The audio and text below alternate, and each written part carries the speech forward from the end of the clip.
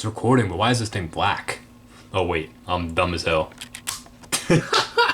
What's going on, guys? I'm here with my Criterion Collection showcase. Now, it isn't going to be the biggest collection out there, but it's also not the smallest, I'm sure. I'm sure I have a lot more than some people, and I'm very thankful for the Criterions that I have so far. I actually started buying them last sale, so we're in July. There's actually a 50% off sale going on at Barnes & Noble right now, so make sure to go check that store out if you have any near you. 50% off all Criterion movies.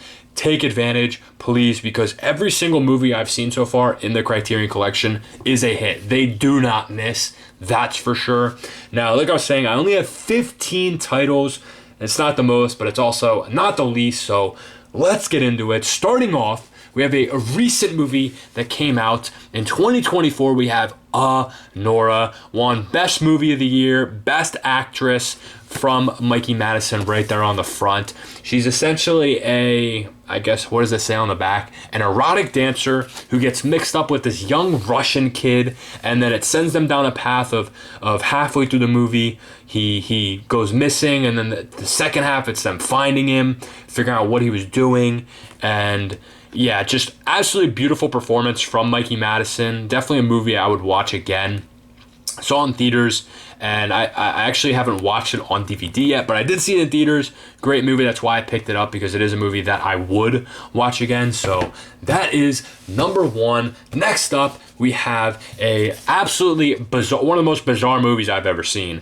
David Cronenberg's Videodrome. Absolutely recommend this, and every single movie I'm going to show you, I recommend. Like I said at the beginning, Criterion does not miss with anything that I've seen so far, but you have this guy, Max Wren. He finds this TV show that he stumbled upon through, I think it was a satellite station, and he was watching these people get tortured, and he's trying to figure out the origin of the show, who makes it, where it's filmed, and it sends him down this dark path. I mean, he's sticking heads in TVs, he's sticking guns in his gut. It's crazy. You have these bizarre movie. It leaves me speechless, honestly. So if you've seen it, you know what I'm talking about. Absolutely bizarre visuals. So we have Videodrome there. Next up, speaking of movies that just make absolutely no sense but make total sense at the same time, we have Mulholland Drive from David Lynch. Absolutely phenomenal director. All of his movies that I've seen so far have been hits, and every single one that I've seen so far at the same time leaves me saying at the end, what did I just watch? This being one of them. Mulholland Drive, you have these two girls on the front. This is Naomi Watts and what's her name? The other one, you have Laura Herring.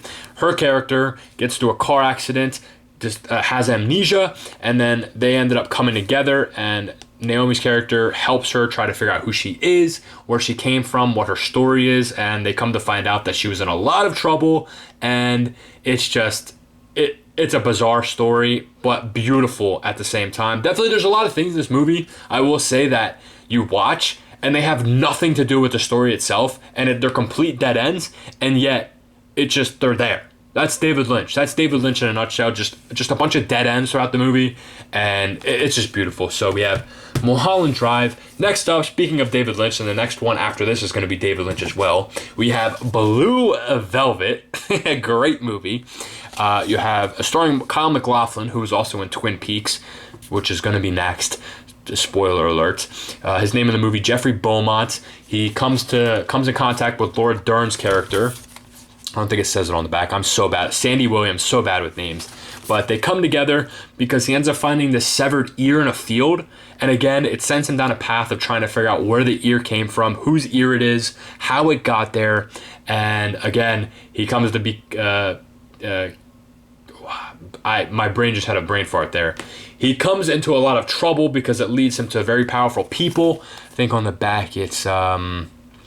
where's his name? Frank Booth. That's his name in the movie, but his name in real life is Dennis Hopper. Absolutely beautiful performances from him as well. He's just a psychopath, and it leads Kyle MacLachlan's character to him, and it's just, yeah, people pointing guns at each other. This guy, I don't even know. Yeah, that's all I'm gonna say. Just bizarre. But like I said, Twin Peaks is next. we have Twin Peaks Fire Walk with Me. This is the movie. There's an original show with 2 seasons, and then 25 years after that, which actually I think it came out in 17 or 18.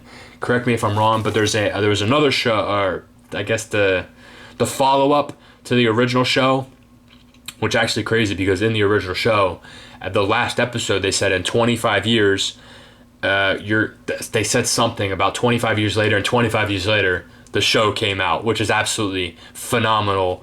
David Lynch is a genius. He's an absolute genius, but this Twin Peaks Fire Walk with Me came out, or technically takes place before the original show, and you follow Laura Palmer's character on the front, and you figure out who she is, how she came into the trouble that she was in the original show, and you figure out what actually happened to her. And the only thing I didn't like about this movie was they had recasted, forget her name in real life, but Donna Hayward's character, I think that's her last name, I know it's Donna, but she had she was in the original show. This movie, there was a different performer, so I'm not entirely sure why they recasted her, but I'm sure they had a good reason. So let me know down below if you know why they recast her, but that's the only thing I didn't like about this movie. Other than that, beautiful movie. Next up, one of my favorites in my collection so far, we have Dazed and Confused. Great high school hangout movie. One of my favorite genres of movies to watch. There's actually a couple of them in the collection that I'll show you guys coming up, but you have a lot of early performances from some prominent actors and actresses in the movie. You have Matthew McConaughey there. You have a young Mila Jovovich, who went on to star in the Resident Evil movies. But again, great soundtrack, high school hangouts. You have in the 70s, last day of school, parties, drinking, drugs. I mean, this is one of the best teen films of all time, to be honest with you. And that's why it's one of my favorites. So Dazed and Confused there. Next up, on the other hand, you have teen hangout movie that's messing around. This one's probably the exact opposite. You have No Country for Old Men from the Coen brothers. You have one of the best psychopath performances. And I've actually seen, I don't know where I saw it, but someone said, or it's known out there that Javier Bardem, who ended up winning Best Supporting Actor in this movie for Antoine Chigurh, that's his name in the movie, Antoine Chigurh, psychopath. They say that his performance is the closest thing you'll ever see, or that has ever been portrayed, the closest thing you'll see to what an actual psychopath looks, sounds, speaks like, how they live. It's the closest thing you'll see in a performance that's out there right now. So one movie that you need to check out, No Country for Old Men. Next up, we have Risky Business, early Tom Cruise. Great movie, iconic scene right there, him sliding across in the pink shirt and his underwear, singing the song. Great movie, but his character is, I guess, high school. It says college bound, so he's heading to college, but he calls this girl, who ends up being a guy, as like a call girl, and then the guy gives him a number, gives Tom Cruise's character a number for an actual girl, and then they kind of fall into a relationship with one another, and then sooner rather than later, his house, where his parents left for the weekend, turns into a brothel. So great movie, great storyline, great performances throughout the entirety of the movie. So check that one out, that's for sure. Next up, one of my favorites in the collection. I probably said that 3 times so far, and I'm going to say it for 2 more at least. But we have The Princess Bride, one of the best fantasy movies I have ever seen. Breakout performance from Robin Wright's character. Forget his name, but Robin Wright's her name in the movie. You have a young Fred Savage in this movie as well, but you have this grandpa, at the beginning of the movie, you have this grandpa reading the book, The Princess Bride, to Fred Savage's character, the young kid, and then the movie is actually the story that's being told, and you have these two that fall in love. This guy, he goes away, she thinks he's dead, they reunite, they go on this crazy adventure through this beautiful scenery as well. The optics on this movie are absolutely beautiful. Criterion did a phenomenal job on the 4K transfer. Great movie. Andre the Giant's in this movie as well. You have a Spaniard that's trying to avenge his father who was killed 25 years ago. It's great movie, all-time movie. I'm glad I was able to get my hands on that. So we have that. Next up, we have a Nicole Kidman movie, The Others. Nicole Kidman has a bunch of movies in the Criterion collection. One of them being Eyes Wide Shut, which I was going to pick up, but we just got news that Stanley Kubrick is getting a complete Criterion box set, which is, I mean, phenomenal. Hopefully I can get my hands on that so I can obviously have Eyes Wide Shut, but every single other movie, I mean, how could you not want that? One of the best directors of all time, Stanley Kubrick, getting a box set. Beautiful work from Criterion. But this is one of the movies that I actually ended up finding out about from another YouTube channel, Films by Color. Great boutique movie channel. Go check his videos out. But he said that this movie was great. The ending on this movie is something that you did not expect. But Nicole Kidman's character, a mother with 2 kids, she's trying to protect them at all costs, and or at least, you know, the dangers that she thinks they're in. But again, you find out at the end it's just not even what you expected. So definitely check that out. Great movie there. Next up, we have, I think, the only blind buy, or sorry, I have one other blind buy that I have yet to show you, but this being one of the blind buys, and I was not disappointed. Bizarre movie with bizarre optics. You have Altered States. I honestly bought it just because the artwork and the back seemed a little interesting. You have this guy who is trying to essentially revert himself back to its original state. But I guess, I don't even know how to explain it. He's trying to turn himself back. He's trying to go back in time to what his body would have been, its original state. I guess that's the only way to put it. Like, I don't even know if it says anything on the back. It's just a psychological movie that, yeah, literally, it's just a psychological movie that he's just experimenting on himself.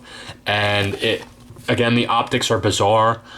So the only way to find out what I'm trying to tell you is to watch it. So yeah, just watch it if you can. If not, I don't even know what else to say. But we have that there. Next up, my favorite movie. This, I can clearly say that this is my favorite movie in the collection. We have Fast Times at Ridgemont High. Absolutely love high school hangout movies, the coming of age stuff. This is a all-time movie for me. I've seen it probably 4 or 5, maybe 6 times since I bought it. And I actually had to go out of state for this because none of the Barnes & Nobles near me had it. And the one place that had it, I drove like an hour and a half to get to it. well worth it. This is only a Blu-ray. I wish Criterion would have the hopefully they have the 4K coming out. I would love to get a box like Dazed and Confused for Fast Times. Absolutely beautiful, but a lot of early performances, but a lot of breakout performances actually. Obviously the one being Sean Penn's Jeff Spicoli. Gotta love his performance in this movie. Got early Facenda Whitaker. You have, who else is on the back? They kind of say, oh, Phoebe Cates' iconic scene right there with the pool in the red bathing suit. Talk about how much she likes Brad. Great movie. Who else does it say? Eric Stoltz, Anthony Edwards. You have, sorry, not Facenda Whitaker, Forrest Whitaker. I don't know why I'm saying Facenda.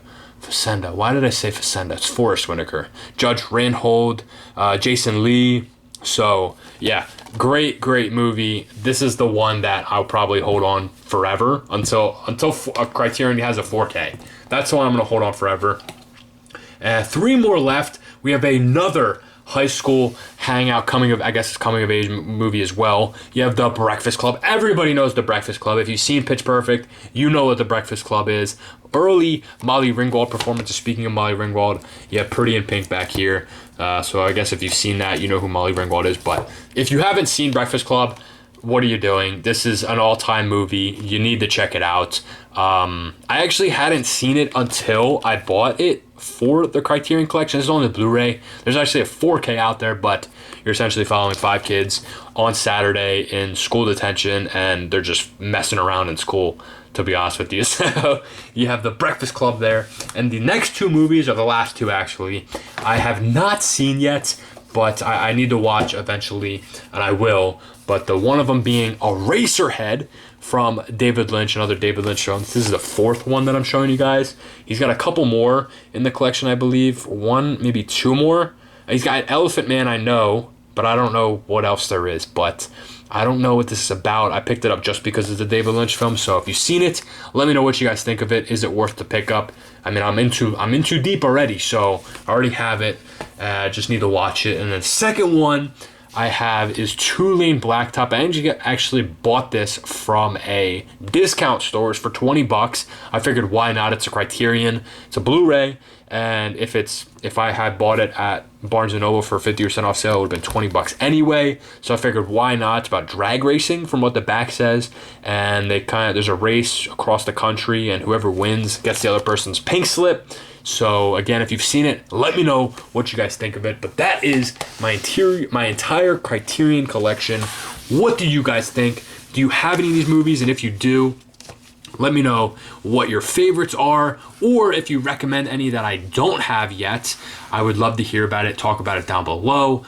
But that is my collection. I appreciate you guys stopping by to check it out. Hopefully this collection continues to grow, and that's the point of making it. And would love to talk with you guys down below. If you picked up any as well, I know that, like I said, there's a sale going on, so I'm definitely gonna be picking up some more, and I actually have a video coming out showing you guys some of the pickups that I have. But yeah, that's the collection. Thank you guys for watching. Stay tuned till next video, and make sure to keep your shelves worthy.